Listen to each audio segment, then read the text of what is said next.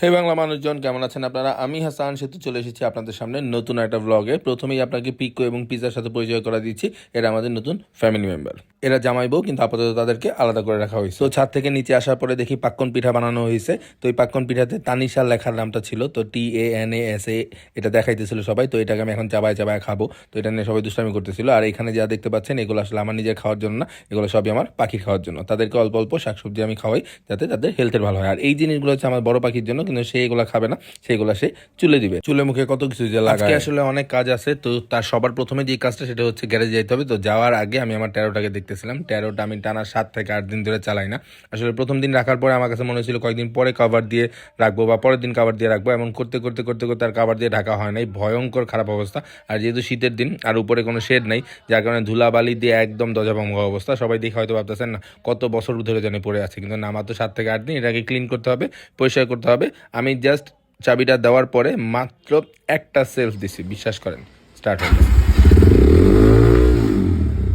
That's why I love my taro. যাই হোক, ট্যারোটাকে ঝাইরা মুছাই একটু পরিষ্কার করলাম, ধুলাবালি ক্লিন করলাম, গ্যারেজে নিয়ে ওয়াশ করবো। তো আপাতত গ্যারেজে চলেন। তো এতদিন রেইডার মানে TVS রেইডার 125 চালানোর পরে ট্যারোটা চালাইতে আমার কাছে একটু আনইজি লাগতেছিল, কারণ রেইডার ছোট্ট একটা 120 কেজির মাত্র হালকা একটা বাইক, আর ট্যারো হচ্ছে 165 কেজির স্পোর্টস বাইক। তো যারা যারা রেইডার 125 এর মানে TVS রেইডার 125 এর ফার্স্ট ইমপ্রেশন প্লাস আমার ইউজার এক্সপিরিয়েন্সটা দেখেন নাই, তারা অবশ্যই দেখে আসবেন। কয়েকদিন আগে আপলোড করা হয়েছে। আর এখানে আমি দেখতে পাচ্ছি খলিল ভাই চলে আসছে। খলিল ভাই ছোট্ট একটা কাজ ছিল, কাজটা করতে আসছে। তো খলিল ভাইয়ের সাথে দেখা হয়ে ভালো লাগলো। খলিল ভাইয়ের একটা চা খাওয়ালাম, সাথে আমি নিজেও একটা রং চা খাইলাম, কারণ আই লাভ রং চা। তো এখানে কাজ চলতেছিল গ্যারেজে। এরপরে ট্যারোর হর্নটা একটু প্রবলেম করতেছিল, হর্নটাও ঠিক করালাম। এরপরে বাসায় চলে আসছে এবং বাসায় এসে ম্যাডামকে নিয়ে বের হচ্ছে, কারণ ম্যাডাম আজকে যাবে ফোন কিনতে। এক্স্যাক্টলি সে আজকে নতুন ফোন কিনতে যাচ্ছে।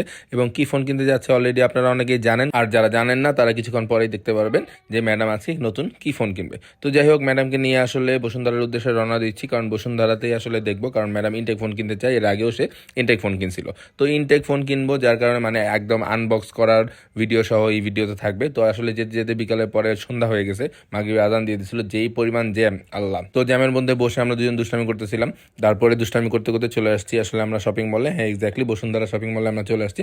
ম্যাডাম তো খুবই এক্সাইটেড, কারণ সে নতুন ফোন নিচ্ছে। এক্স্যাক্টলি আসলে কয়েকটা দোকান ঘোরার পরেই আমরা এই দোকানটায় আসি, কারণ এই দোকানে আমরা একটা এক্সচেঞ্জ রেট পেয়েছি, যেই এক্সচেঞ্জ রেটটা ম্যাডামের পুরনো ফোনটাকে দিয়ে আমরা নতুন ব্র্যান্ডিং ফোনটা নিব। হ্যাঁ, এক্স্যাক্টলি ম্যাডামের জন্য আমরা নিচ্ছি 14 প্রো। হ্যাঁ, ম্যাডাম 14 প্রো কিনতেছে, আর আমাদের 13 প্রো যেটা ছিল ম্যাডামের, সেটা আমরা এক্সচেঞ্জ করছি। তো ভাইয়া এই ফোনটা খুলতেছিল, মানে ম্যাডামের 13 প্রোটা খুলতেছিল, একদম চকচকা ফোন।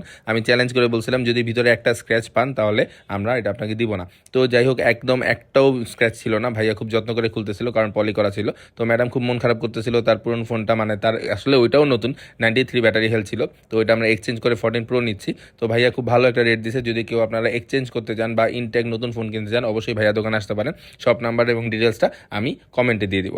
আর এখানে দেখেন, আমরা আসলে ম্যাডামের পুরনো ফোনটাকে দেখাইতেছিলাম, সিআরএফ ব্লু। এই কালারটা আমার খুব ভালো লাগে। যদি ইন ফিউচারে কখনো সুযোগ হয় এই ফোনটা আমি কিনবো, বা এই কালারটা আমি কিনবো। তো ম্যাডাম নতুন ফোন ওপেন করে ফেলছে। আসলে যারা রেগুলার অ্যাপেল ইউজ করেন তারা আসলে জানেন যে অ্যাপলের পারফরমেন্স এবং অ্যাপেলের নতুন ইনটেক ফোন খোলার কি আনন্দ। এবং তার চাইতেও বড় আনন্দ ছিল যে ম্যাডাম এই প্রথম তার সম্পূর্ণ নিজের কামাই দিয়ে, মানে 100% নিজের কামাই দিয়ে একটা ইনটেক ফোন কিনছে, আলহামদুলিল্লাহ। যার কারণে কংগ্রেচুলেশন তানিশা ইয়াসমিন। আরও বড় হন, আরও অনেক বড় বড় স্বপ্ন দেখেন এবং এগিয়ে যান। আমরা সবাই আপনার সাথে আছি। তো আসলে প্রাউড অফ ইউ যে এত কষ্ট করে এত সময় ধরে টাকা জমায় আসে নিজের টাকায়, 100% নিজের টাকায়, কারো সাপোর্ট না নিয়ে একটা নতুন ফোন নিছে। তো সবাই ম্যাডামকে কংগ্রেচুলেশন জানাবেন তার নতুন ফোনের জন্য। আর এখানে ভাইয়া গ্লাস দেখাইতেছিল যে গ্লাস খুব ভালো প্রোটেক্টর। তো যাই হোক, ম্যাডাম তার নতুন ফোন নিয়ে খুব বেশি এক্সাইটেড এবং সে তার পুরনো ফোন থেকে ডাটা ট্রান্সফার করতেছিল।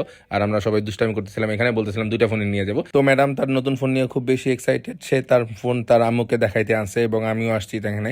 এবং কারণ আমার শাশুড়ি আসলে খাওয়াইছে আমাদেরকে নতুন ফোন উপলক্ষে, তো সেটাই খাইতে আসছিলাম। তো দোয়া রাখি তার জন্য, এবং আপনারাও দোয়া রাখবেন তার জন্য, সে যেন তার সবগুলো স্বপ্ন লাইফে পূরণ করতে পারে, এবং দোয়া করবেন তার জন্য। সে আসলে অনেক বেশি স্ট্রাগল করে। বাইরে থেকে অনেকেই দেখে অনেক কিছু বলে, কিন্তু আসলে সে অনেক বেশি স্ট্রাগল করে। তো পরদিন আসলে আমার অনেকগুলো বাজিকর আমি দীপকে দিয়ে দিচ্ছিলাম, তাই বিদায় নিচ্ছিলাম। তো বিদায় দেওয়ার সময় তাদের কিছু ক্লিপ নিয়ে নিচ্ছিলাম, কারণ এই বাচ্চাগুলো মানে এইগুলো বাচ্চা না, এগুলো অ্যাডাল্ট। এগুলো একদম বাচ্চা বয়স থেকে আমার কাছে ছিল অ্যাডাল্ট পর্যন্ত, এবং তারা অলরেডি সবাই বাপ মা। তো এই সবগুলো বাপ মাকে আমি আসলে দীপের ঘরে দিয়ে দিচ্ছি এবং আপনাদের কাছ থেকে বিদায় নিচ্ছি। অবশ্যই ম্যাডামকে তার নতুন অ্যাচিভমেন্টের জন্য কংগ্রেচুলেশন জানাতে ভুলবেন না কমেন্টে, এবং দোয়া রাখবেন আমরা যেন আমাদের প্রত্যেকটা স্বপ্ন নিজের পরিশ্রমের দ্বারা পূরণ করতে পারি। আল্লাহ হাফেজ।